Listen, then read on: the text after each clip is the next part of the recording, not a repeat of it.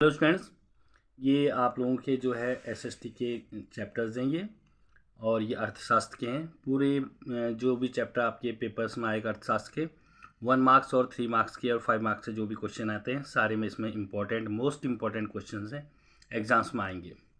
तो पहला क्वेश्चन दे रखा है 1 मार्क्स में है, अन्य राज्यों की अपेक्षा केरल में शिशु मृत्यु दर कम क्यों है? कारण क्या है इसका? क्योंकि यहाँ स्वास्थ्य और शिक्षा सुविधाओं की बेहतर व्यवस्था है। जिस राज्य में स्वास्थ्य और शिक्षा सुविधाएं ज़्यादा अच्छी होंगी तो वहाँ मृत्यु दर तो कम होगा ही होगा। अगला क्वेश्चन हमारे पास आ जाता है कि क्या सिर्फ औसत आय के आधार पर विकास की गणना करना सही है? नहीं, क्योंकि इससे आय की असमानताओं का पता नहीं चलता।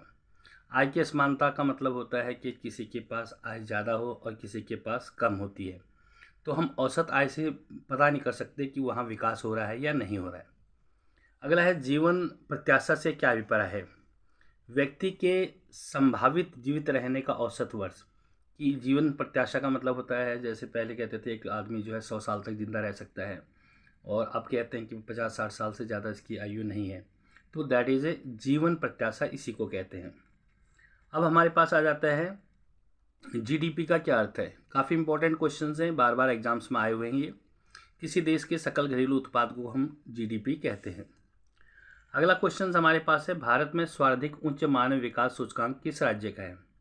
उच्च मानव विकास सूचकांक जो है केरल का है, क्योंकि केरल में स्वास्थ्य सुविधाएँ अधिक हैं, शिशु मृत्यु दर भी कम है, और भी जो है वो विकास भी ज़्यादा कर रहा है। तो जो विकास ज़्यादा करेगा वहाँ उच्च मानव विकास सूचकांक ही होगा। अगला हमारे पास है कि मानव विकास सूचकांक की गणना किस संगठन के द्वारा की जाती है? कौन सा संगठन है जो इसको करता है? ये यूएनडीपी ये संगठन है जो इसको मानव विकास सूचकांक की गणना करता है। अब हमारे पास ये आ जाता है जन सुविधाओं का क्या अर्थ है? वे सुविधाएं जो मानव के जीवन को बेहतर बनाने के लिए आवश्यक होती हैं उन्हें हम जन सुविधाएं कहते हैं। अनवीकरणीय संसाधनों को उचित उपयोग क्यों जरूरी है? अनवीकरणीय संसाधन वो संसाधन होते हैं जिनकी सीमित मात्रा है और वे भविष्य में जल्द ही खत्म हो जाएंगे, जिन्हें हम पुण्य प्राप्त नहीं कर सकते, क्योंकि ये संसाधन सीमित मात्रा में उपलब्ध है और इन्हें पुण्य प्राप्त नहीं किया जा सकता, इसलिए अनवीकरणीय संसाधनों का उचित उपयोग जरूरी है। अब हमारे पास अगला क्वेश्चन आ जाता है विकास। ये 3 और 5 मार्क्स में क्वेश्चन आ सकते हैं। विकास के लक्ष्य भिन्न भिन्न होते हैं और कभी कभी ये परस्पर विरोधी भी हो सकते हैं। अब एक विद्यार्थी का लक्ष्य, बिल्कुल सही कह रहा है कि एक विद्यार्थी का लक्ष्य होता है परीक्षा में पास होना। एक हाउसवाइफ का लक्ष्य होता है कि भाई मैं किस तरह अपने परिवार का जो है खाना बनाऊं या उसके अपने परिवार की देखभाल कैसे करूं। तो एक पढ़े लिखे इंसान का लक्ष्य होता है कि किस तरह मैं अपने जो है वो रोज़गार प्राप्त करूं। तो सबका अलग अलग होता है। तो प्रत्येक व्यक्ति के समूह के विकास के लक्ष्य भिन्न भिन्न हो सकते हैं। कई बार उनकी प्रकृति परस्पर विपरीत भी हो सकती है। विपरीत का मतलब उल्टा। अगर किसी क्षेत्र में हम बांध बनाते हैं तो वहाँ से हम लोग किसानों का जो वहाँ पर आसपास रहते हैं उनका क्या करते हैं, विस्थापन कर देते हैं, यानी कि एक स्थान से दूसरे स्थान पर भेज देते हैं। तो एक तो विकास हुआ है, मगर दूसरे उसके साथ उसका क्या हुआ है, उसका नुकसान भी हुआ है। तो एक के विकास का लक्ष्य दूसरे के विनाश का कारण भी बन सकता है। उदाहरण की नदी पर बांध बनाना वहाँ के किसानों के विस्थापन का कारण बन सकता है। अगला हमारे पास आ जाता है एक विकसित और विकासशील देश की प्रमुख विशेषताएं क्या है? विकसित देश वो होता है जो पूरी तरह विकसित हो चुका हो, और विकासशील जो अभी विकास की ओर बढ़ रहा है। तो विकसित देश में नई तकनीक व विकसित उद्योग होते हैं, उच्च स्तरीय रहन सहन होता है वहाँ पर, उच्च प्रति व्यक्ति आय होता है और साक्षरता दर उच्च होती है। और विकासशील देश क्या होता है? विकास देश जो होता है वो औद्योगिक रूप से पिछड़े होते हैं, निम्न प्रति व्यक्ति आय होती है और साक्षरता दर वहाँ की कम होती है। क्वेश्चन है आय के अतिरिक्त और कौन से कारक है जो हमारे जीवन में महत्वपूर्ण भूमिका निभाते हैं? तो आय के अतिरिक्त बेहतर जीवन के लिए परिवार, रोजगार, मित्रता, सुरक्षा व समानता की भावना, शांतिपूर्ण माहौल आदि भी महत्वपूर्ण है। क्योंकि जो धन है वो केवल भौतिक वस्तुएं हैं। धन से तो हम केवल भौतिक वस्तुएं खरीद सकते हैं। मन की शांति जो होती है, पेशेंस होता है, चीज़ जो है ये, तो ये देखा है क्योंकि मुद्रा से केवल भौतिक वस्तुएं खरीद सकते हैं और इसके अलावा हम लोग शांति, अगर मित्रता होगी तो उनके साथ बैठेंगे, कि कोई यार दोस्त होगा उनके साथ बैठेंगे, बात करेंगे, तो जो भी मन में जो तनाव होता है वो ख़त्म होगा। अगर रोज़गार अच्छा होगा तो आदमी खुश रहेगा, और सुरक्षा होगी समाज में तो इंसान जो है वो किसी तनाव में नहीं रहेगा। तो ये हम कह सकते हैं कि ज़रूरी नहीं है कि आय ही हो तो आदमी खुश रहता है। अगला क्वेश्चन है, आर्थिक विकास के लिए साक्षरता क्यों अनिवार्य है? देखिए, अगर आपको अपना विकास करना है तो साक्षरता तो ज़रूरी होगा, क्योंकि आप देखते होंगे पढ़ा लिखा इंसान जो है ज़्यादा कमाता है अनपढ़ आदमी की अपेक्षा। तो इसका क्या है, ये इसमें दे रखा है कि इससे ज्ञान व दक्षता प्राप्त होती है, रोजगार का स्तर बढ़ता है, नई तकनीकों का प्रयोग व स्तर बढ़ता है, इससे लोगों में स्वास्थ्य, पर्यावरण आदि के प्रति जागरूकता बढ़ती है, क्योंकि पढ़ते हैं उसके बारे में, नए नए उद्योगों को स्थापित करने की क्षमता बढ़ती है। तो एक अनपढ़ इंसान तो ऐसा नहीं कर सकता है। अगला ये क्वेश्चन है, ये काफ़ी बार एग्जाम्स में आया हुआ है, कि 5th क्वेश्चन है आपका ये, कि निम्नलिखित को स्पष्ट कीजिए। शिशु मृत्यु दर। शिशु मृत्यु दर किसी वर्ष में पैदा हुए 1,000 जीवित बच्चों में से 1 वर्ष की आयु से पूर्व मरने वाले शिशुओं का अनुपात है। यानी कि किसी साल अगर 1000 बच्चे पैदा हुए, उनमें से 1 साल से जो पहले पैदा हुए बच्चे, अगर उनकी मृत्यु होती है तो उनको हम उसका अनुपात जो होता है वो कहलाता है शिशु मृत्यु दर। ठीक है। नेक्स्ट आता है निवल उपस्थिति अनुपात। निवल उपस्थिति अनुपात 6 से 10 वर्ष की आयु में स्कूल जाने वाले कुल बच्चों का उस वर्ग में कुल बच्चों के साथ प्रतिशत बटे अनुपात होता है। अब हमारे पास आ जाता है कि साक्षरता दर क्या होती है। साक्षरता दर का अर्थ होता है साक्षर होना, यानी कि पढ़ने और लिखने की क्षमता से संपन्न होना। काफ़ी सिंपल लैंग्वेज में है, आप इसे आराम से कर सकते हैं। तो ये फर्स्ट चैप्टर आपका विकास से काफ़ी इम्पोर्टेंट था। तो ये सेकंड क्वेश्चन हमारा दे रखा है कि अर्थशास्त्र का ये भारतीय अर्थव्यवस्था के क्षेत्रक। पहले 1 मार्क्स के क्वेश्चंस देखते हैं जो काफ़ी इंपॉर्टेंट है। सेवा क्षेत्रक में शामिल गतिविधियों के 2 उदाहरण दीजिए। देखिए, परिवहन और संचार और बैंकिंग, ये सेवा क्षेत्र में आते हैं। अगला आता है, अर्थव्यवस्था में प्रत्येक क्षेत्रक में अंतिम उत्पादक की गणना क्यों करते हैं? क्योंकि अंतिम उत्पादक की गणना इसलिए करते हैं क्योंकि दोहरी गणना की समस्या से बचने के लिए। दोहरी गणना क्या होती है, जैसे एक किसान होता है, एक बेकरी वाला अगर आटा लेता है तो उनसे वो बिस्कुट बनाता है, तो प्राथमिक वस्तु इनकी आटा हो गई है, अब उससे जो बिस्कुट बने वो अंतिम वस्तु हो गई। और घरों में जो आटा यूज होता है वो घरों में सीधे ही उपयोग में यूज हो जाता है।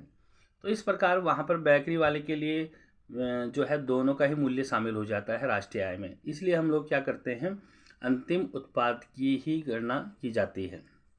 अगला आता है, सार्वजनिक व निजी क्षेत्र को किस आधार पर वर्गीकृत किया जाता है? उद्योगों के स्वामित्व के आधार पर उन्हें वर्गीकृत किया जाता है। अगला हमारे पास क्वेश्चन आ जाता है कि रोजगार सृजन में किस क्षेत्र का भारत में प्रथम स्थान है? रोजगार देने वाला तो प्राथमिक क्षेत्र में है। संगठित क्षेत्र की 2 विशेषताएं बताइए। अधिक वेतन की प्राप्ति होती है और नौकरी सुरक्षित होती है। संगठित क्षेत्र आप सरकारी नौकरी मान के चलिए। अब ये होता है, अगला क्वेश्चन दे रखा है, रोजगार गारंटी अधिनियम किस वर्ष लागू किया गया था? इसे हम 2005 में लागू किया गया था।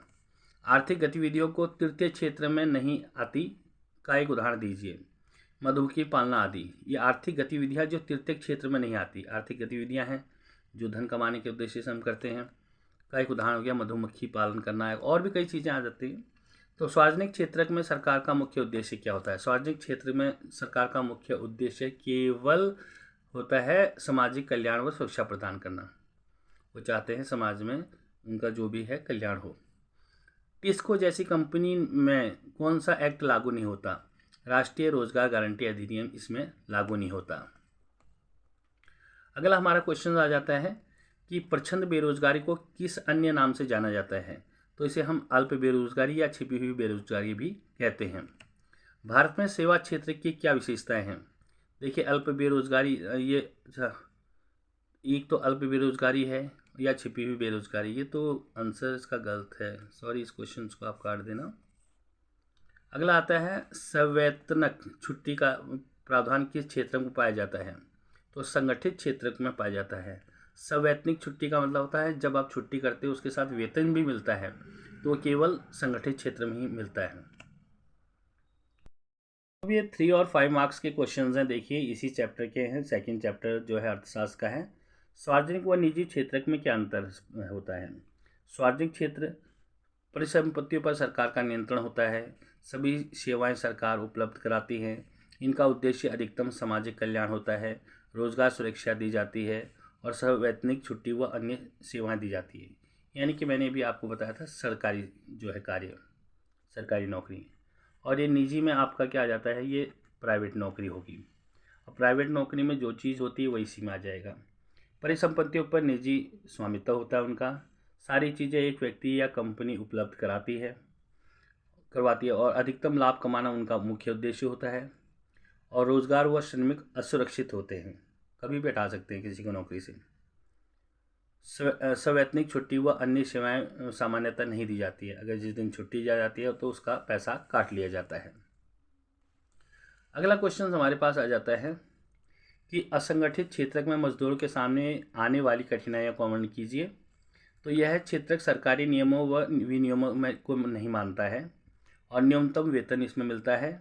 रोजगार की अवधि व कार्य समय सीमा निश्चित नहीं होती इसकी, और किसी प्रकार की छुट्टी का या लाभ का प्रावधान नहीं है, तो कोई भी छुट्टी नहीं मिलती है, कोई लाभ नहीं मिलता है इन्हें। निश्चित कार्य क्षेत्र व अच्छी सुविधाएं उपलब्ध नहीं होती है, तो कभी भी 12 घंटे भी काम करवाया जाता है और उन्हें सेवाएं भी नहीं दी जाती है, जैसे चिकित्सा से संबंधित। तो अब ये क्वेश्चंस ये भी काफ़ी इंपॉर्टेंट है, एग्जाम्स में बार बार पूछा जाता है कि संगठित व असंगठित क्षेत्रों में रोजगार की परिस्थितियों में क्या अंतर पाया जाता है। देखिए संगठित क्षेत्र और असंगठित क्षेत्र, मैंने कहा था सरकारी और प्राइवेट, अपने आप ही देखिए अधिक वेतन प्राप्ति होती है संगठित में, यहाँ कम मिलता है। नौकरी सुरक्षित होती है इसमें नहीं होती, कभी भी निकाल सकते हैं। कार्य की स्थितियाँ अच्छी होती हैं, एसी वेसी सब लगा होता है सरकारी ऑफिसों में। निम्न स्तरीय कार्य परिस्थितियाँ होती हैं यहाँ पर। कर्मचारी योजनाओं का लाभ होता है उन्हें, फंड बोनस सब मिलता है। कर्मचारी योजनाओं का लाभ नहीं होता। कार्य अवधि निश्चित होती है, इसका टाइम निश्चित होता है, सरकारी नौकरी जो भी होती है संगठित ही है।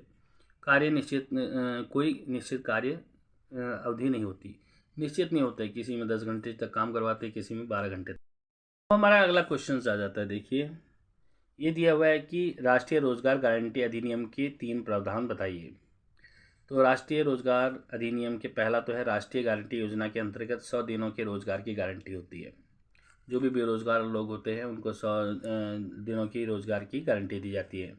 रोजगार न मिलने या काम मिलने पर बेरोजगारी भत्ता भी दिया जाता है उन्हें। तीसरा, अपने गांव या आसपास के क्षेत्र में ही कार्यस्थल होता है उनका, दूर नहीं भेजते उसके लिए। अब अगला क्वेश्चन हमारे पास क्या आता है कि यद्यपि आर्थिक गतिविधियों को प्राथमिक, द्वितीय व तृतीय क्षेत्रों में विभाजित किया गया है, लेकिन वे परस्पर एक दूसरे पर निर्भर हैं। प्राथमिक क्षेत्र द्वितीय क्षेत्र प्राथमिक पर निर्भर है और तृतीय क्षेत्र प्राथमिक और द्वितीय दोनों पर निर्भर है। तो यानी कि एक दूसरे के पूरक क्यों हैं।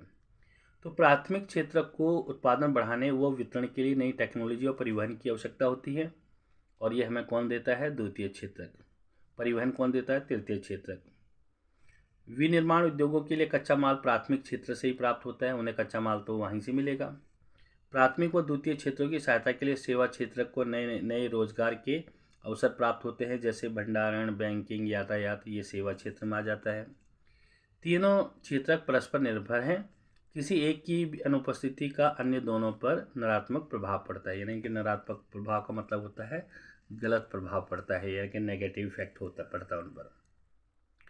तो अगला हमारे पास क्वेश्चन आ जाता है। देखिए कि शहरी रोजगार क्षेत्रों में रोजगार पैदा करने की कोई 3 विधियां सुझाइए। तो शहरी क्षेत्रों में रोजगार किस तरह पैदा किया था। देखिए क्षेत्रीय शिल्प उद्योग और सेवाओं को प्रोत्साहन देना चाहिए, वहाँ पर पर्यटन उद्योगों को प्रोत्साहन देना चाहिए। और तीसरा है अनावश्यक सरकारी नीतियों और नियमों में परिवर्तन करना चाहिए। मूलभूत सुविधाएं, तकनीकी शिक्षा को बढ़ावा देना चाहिए। आसान शर्तों पर ऋण व आर्थिक सहायता प्रदान करनी चाहिए। तो इससे जो है वो शहरी क्षेत्रों में रोजगार पैदा होगा। अगला हमारे पास क्वेश्चन आ जाता है कि तेजी से बढ़ती जनसंख्या किस प्रकार बेरोजगारी को प्रभावित करती है। कि हमारे देश की जो जनसंख्या बढ़ती जा रही है, तो आज 135 करोड़ से भी ज़्यादा जनसंख्या होगी हमारे देश की। तो इसका क्या प्रभाव पड़ता है। रोजगार के अवसर जनसंख्या के अनुपात में नहीं बढ़ते, क्योंकि जिस हिसाब से हमारी जनसंख्या बढ़ रही है, रोज़गार के अवसर तो नहीं बढ़ते उसी हिसाब से। कृषि व शहरी क्षेत्रों में प्रचंड बेरोजगारी बढ़ रही है, कभी काम मिलता है उन्हें, कभी नहीं मिलता है, सीजन में केवल। अधिक व्यक्ति उपलब्ध होने की से रोजगार प्राप्त आय निम्न स्तर पर आती है। तो यह अधिक व्यक्ति उपलब्ध होने से रोजगार से प्राप्त आय निम्न स्तर पर आ जाती है, क्योंकि उन्हें पता है कि भी एक आदमी अगर जनसंख्या ज़्यादा होगी, ये करेगा तो नहीं करेगा तो दूसरा कर लेगा, तो आय का स्तर, वो आय भी उनकी कम कर देते हैं। संसाधनों पर बोझ पड़ जाता है, जो भी हमारे संसाधन पर, जनसंख्या का तो बोझ पड़ेगा ही उस पर। वस्तुओं और सेवाओं की कीमतें बढ़ जाती हैं और उपलब्धता कम हो जाती है, क्योंकि जनसंख्या ज़्यादा होगी, कीमत बढ़ जाती है उनकी, और उनकी मांग भी ज़्यादा होती है, जिससे और उनका जो है उपलब्धता, कई बार मार्केट में वो चीज़ें नहीं होती हैं। आप एक संगठित क्षेत्र के कर्मचारी हैं, असंगठित क्षेत्र के किसी कर्मचारी की अपेक्षा आप में कौन से लाभ हैं? संगठित क्षेत्र का मतलब होता है वही सरकारी क्षेत्र में हो आप लोग, और असंगठित जो प्राइवेट है उससे आप लोगों को क्या लाभ है? देखो, सरकारी के तो यानी कि संगठित क्षेत्र के काम के घंटे निश्चित होते हैं, निश्चित समय से अधिक काम करने पर अधिक आय उन्हें प्राप्त होती है, ओवर टाइम मिलता है, चिकित्सा सुविधाएं व पेंशन सुविधाएं उन्हें मिलती है, सवेतन अवकाश, भविष्य निधि का सेवादान मिलेगा, कार्यस्थल पर उचित वातावरण व न्यूनतम सुविधाएं प्राप्त होगी, और अनुचित शोषण नहीं होगा उनका। अब हमारे पास अगला क्वेश्चन आ जाता है कि व्याख्या कीजिए कि किस प्रकार सार्वजनिक क्षेत्रक राष्ट्र के निर्माण में महत्वपूर्ण भूमिका निभाते हैं। तो इससे ढांचागत सुविधाओं, कृषि व उद्योगों को बढ़ावा दिया जाता है, लोगों को सुविधाएं न्यूनतम मूल्य पर उपलब्ध कराई जाती हैं, आवश्यक वस्तुओं के उत्पादन व विकास विक्रय में सरकारी सहायता व अनुदान दिया जाता है, और अधिकतम सामाजिक कल्याण का उद्देश्य रखकर योजनाएं बनाई जाती है ताकि समाज का कल्याण हो, और श्रमिकों को अच्छी कार्य सुविधाएं, वेतन आदि प्रदान किया जाता है सार्वजनिक क्षेत्र में। अब हमारे पास एक लास्ट क्वेश्चन इसका है, ये भी काफ़ी इंपॉर्टेंट है। छिपी हुई बेरोजगारी क्या है? ग्रामीण व शहरी क्षेत्रों में इसका एक उदाहरण दीजिए। जब लोग प्रत्यक्ष रूप से कार्यरत होते हैं परंतु वास्तव में बेरोजगार होते हैं, अर्थात एक ही काम में जरूरत से ज़्यादा लोग लगे हो, उसे हम प्रच्छन्न बेरोजगारी कहते हैं। उदाहरण के लिए, जैसे ग्रामीण क्षेत्र में 4 व्यक्तियों की आवश्यकता वाले खेत में परिवार के अधिक व्यक्ति लगे हुए हैं, सारे लग रहे हैं, 10-12 जितने परिवार के हैं सभी लगे हुए हैं। और शहरी क्षेत्रों में किसी दुकान पर 2 की आवश्यकता के स्थान पर 3 व्यक्ति कार्य कर रहे हैं। तो गांव में तो खेतों वाला हो गया, और यहाँ पर शहर के लिए हो गया दुकान वाला। तो शहरी क्षेत्र में एक व्यक्ति के पास कपड़े की छोटी सी दुकान है, उसमें एक व्यक्ति की ज़रूरत है परंतु 2 लोग काम में लगे हुए हैं। ये होती है छिपी बेरोजगारी। तो ये सेकेंड चैप्टर आपका ख़त्म हो चुका है इसका, अर्थशास्त्र का।